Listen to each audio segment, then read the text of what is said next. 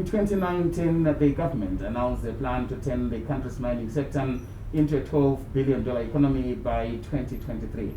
This is, of course, part of the roadmap to achieving an upper middle income economy by 2030. In this edition of One-on-One, I'm joined by the Minister of Mines and Mining Development, Honourable Winston Chitando, to find out what progress has been made in the implementation of this plan 2 years before the target in 2023. We will also discuss the global COVID-19 pandemic, how it has affected the local mining industry, and government's plans to achieve a $12 billion mining economy by 2023.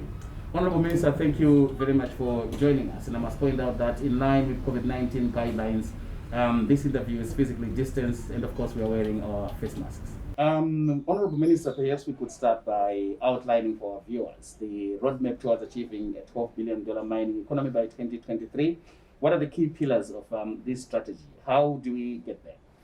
If we recall, the 12 billion milestone is premised on achievement of certain deliverables by mineral. And the breakdown of that 12 billion is 4 billion in gold, 100 tons. We have 1 billion in chrome and steel, 1 billion in diamonds, 1 billion in coal and hydrocarbons. We have 500 million in lithium and 1.5 billion other. So the whole strategy was and is to ensure that in each of the mineral clusters, we initiate the necessary projects to ensure that the targeted production by volume and value is achieved. So you find that as government, we have or we initiated right from the onset of the announcement of the 12 billion strategy, initiatives which were being done immediately and in the short term and medium term to ensure that we achieve the milestone. Minister, so far so good. We'll get to the specific projects later on. But analysts have described this plan as ambitious because we are talking about a jump in revenues of more than 300% from the current, I think, around $3 billion. Is it realistic or achievable to think we can jump 300% over the next 2 to 3 years? It's very realistic in the sense that we have projects which were quick wins, where there was very little investment or initiatives which were required to increase production. But at the same time, in 2018, 2019, and 2020, there are some projects which were initiated, which whose results will start showing in 2021, 2022, and 2023. Just look at the mines which are new mines being opened. Look at the new mines or the old mines being reopened. I mean, you talk of Shamba, you talk of Eureka, you talk of the Bravura Platinum Mine, you talk of Great Dyke Investments, you talk of Carol Resources. These are mines, these are projects which were initiated as a result of His Excellency's Zimbabwe's Open for Business mantra. But the results will only come, as I said, some of them 2021, 2022, 2023. So those are sort of during that phase up to 2023, which I would call like the longer term projects. But in the interim, there are also initiatives targeted at, in facilitation targeted at increasing output from existing mines and other projects with a shorter term duration. Minister, you said earlier on that, so far so good in terms of being on course towards our target. But a few months after the plan was unveiled in 2019, the global COVID-19 pandemic struck, causing havoc across economies right around the world. Supply chains disrupted, investment flow stopped, and lost production hours. How has this global pandemic and the consequent lockdowns enforced by government affected the mining sector generally, and also implementation of this strategic plan? Well, you find that for the existing producers, there has been some effect, but the capacity is there. So while there's been some effect on existing producers, the capacity is there. And also suffice to say, if you look at 2020, our mining revenues increased by 10% from 2019, despite the COVID. If you look at a base of 2017, our mining revenues in 2020 increased by 29% in spite of the COVID effects. So it means that the mining industry is holding on strongly despite the effects of COVID. But admittedly, you find that as far as new projects are concerned, there has been some effect in terms of personnel, some personnel coming in to work on various projects, and also to some extent funding, and also to some extent in terms of the markets. The prices dropped. Like if you look at the ferrochrome industries specifically, the prices dropped drastically, with COVID, and also the diamond. The prices also dropped drastically. Gold is still very high. So it's a mixed bag. So if you look at 2020, despite that increase which we achieved, with COVID, the most important thing is the capacity of the industry continued to grow.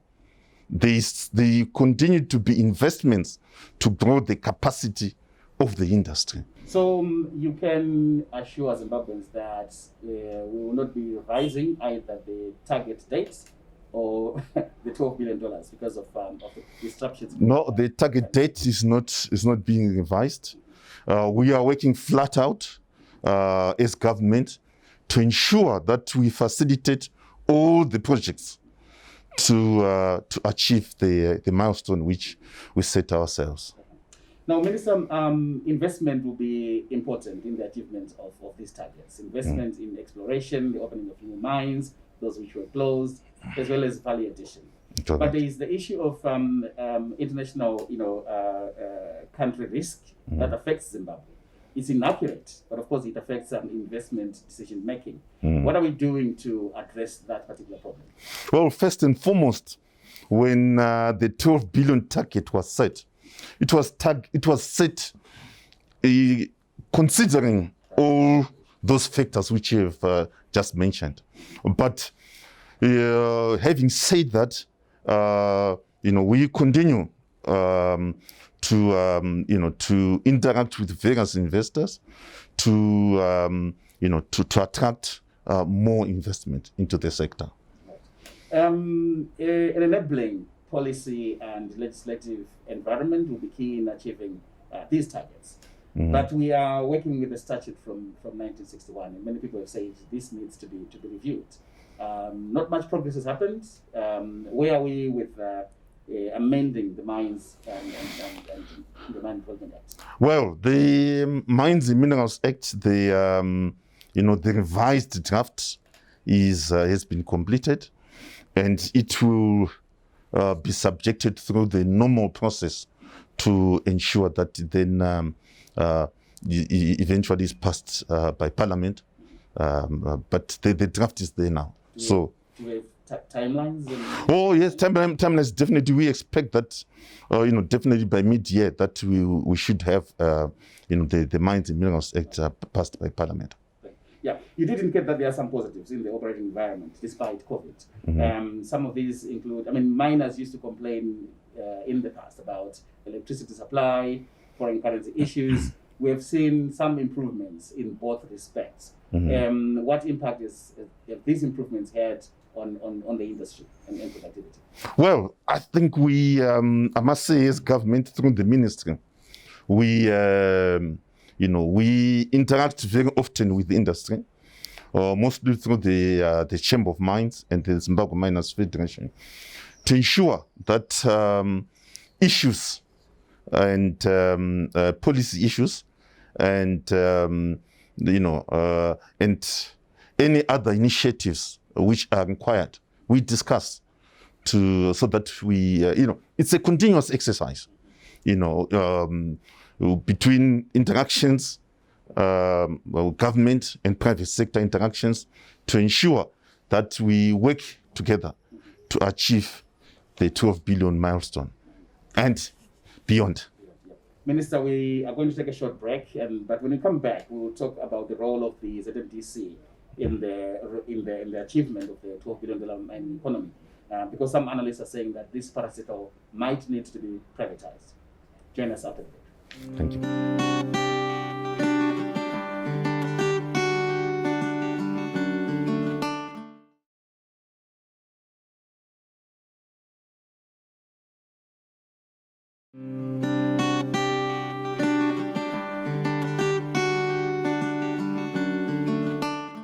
Welcome back to this edition of One-on-One, where we are talking to the Minister of Mines and Mining Development, Honourable Winston Chitando, discussing progress in the implementation of the strategic plan, which is aimed at seeing the country achieve a $12 billion mining economy by 2023. Minister, when we went for the break, we were talking about some of the positive developments in the economy which have affected the industry, like power supply, foreign currency issues. Now, we now want to move on to the ZMDC, which is one of the parastatals in your ministry. What is its role in the achievement of this $12 billion mining economy? Well, what is important is that the overriding objective is to ensure that all mining assets in the country are utilized for the development of the industry and the development of the country. So when you look at ZMDC, the objective and the strategy is to ensure that all the assets which it holds are properly utilized, with ZMDC itself directly operating those assets, or those assets being hived off, sold to the investing public. And that's precisely what has happened. Some analysts are saying that the institution is not properly capitalized, which results in it failing to develop the claims that it is sitting on. And the view is that it should probably be privatized, listed on the stock exchange, so that it can raise money to develop these claims. Well, how would you respond to that? That's quite correct. Hence, the initiative to hive off some of the assets to the investing public to make sure that they are properly utilized. And where ZMDC has the capacity, it has and will be reviving the assets. Some of them are greenfields, or making sure that those greenfield assets are put into production. Now, Minister, I want to move on to the gold sector. The target there is $4 billion contribution towards the $12 billion target, but there are many concerns. The first one I want to look at is the fact that there is a single buyer of gold in Fidelity. The criticism there is that this undermines the potential in the sector, because the sole buyer is said to underpay, late pay, and this results in the development of a gold black market where prices are better and there's greater liquidity. How would you respond to these issues? First and foremost, like you correctly say, and like I indicated earlier on, gold, the targeted contribution is 4 billion from the 12 billion. I'm happy to say that what is important is that we have and are building a foundation which facilitates the growth of the gold sector. In December, I'm sure some would have picked up that Kuvimba are targeting to do about 5 tons per annum in terms of the capacity. There is the agreement which was signed with Caledonia, where over a period of time they will be doing 15 tons. There are several other projects which are in the process. So the emphasis of the 2023 milestone is to build productive capacity. Yeah, Minister, you do say that the focus is on increasing production capacity. There are ongoing issues, of course, and these are being addressed. But I think on these ones, our viewers would want to know the specific actions that are being implemented to address them. There is the issue of leakages. A report suggests that the country is losing $1.5 billion, from gold through leakages, illicit financial flows, corruption, tax evasion, and avoidance. This is costing the country. What actions are being taken to address the issue of leakages? Well, the issue of leakages, it's an ministerial team has been formed, which is addressing that issue to put in place to increase the controls and over the operation of gold producers or the gold industry. But all I can say is that government is determined to ensure that we put a stop to the leakages, and an interministerial committee has been formed. Yeah. Okay.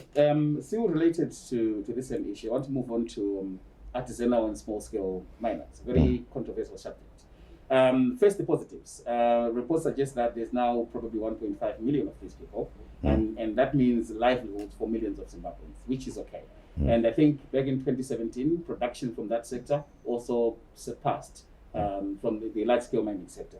But there are concerns, many of them. There's violence there, people getting trapped in mines and dying, issues to do with land degradation, destruction of infrastructure, roads, railways, all sorts of things. What are we doing to bring order to this very important sector? In October last year, September, October, government announced an orderly mining principle. And this orderly mining principle covers not only the small and artisanal miners, but all the mining activities. The whole thrust of the orderly mining principle is to ensure that all mining is done in an orderly manner, which respects the environment, which respects the safety of employees, and that all mining activity contributes to the development of the country, to the fiscus, and the production is channeled through formal channels. So that principle was adopted by cabinet in last year, and it's in the process of being rolled out through capacitation of the various arms of government to ensure that there is the necessary supervision to check compliance with legislation. Over and above that, with respect also to the gold sector, government will this year be accelerating the operation of gold centers. Minister, on that note, we will take another break. When we come back, we'll be talking about what is happening in the diamond sector, and we'll also discuss the issue of local communities benefiting from the extraction of minerals in their areas. Join us after this short break.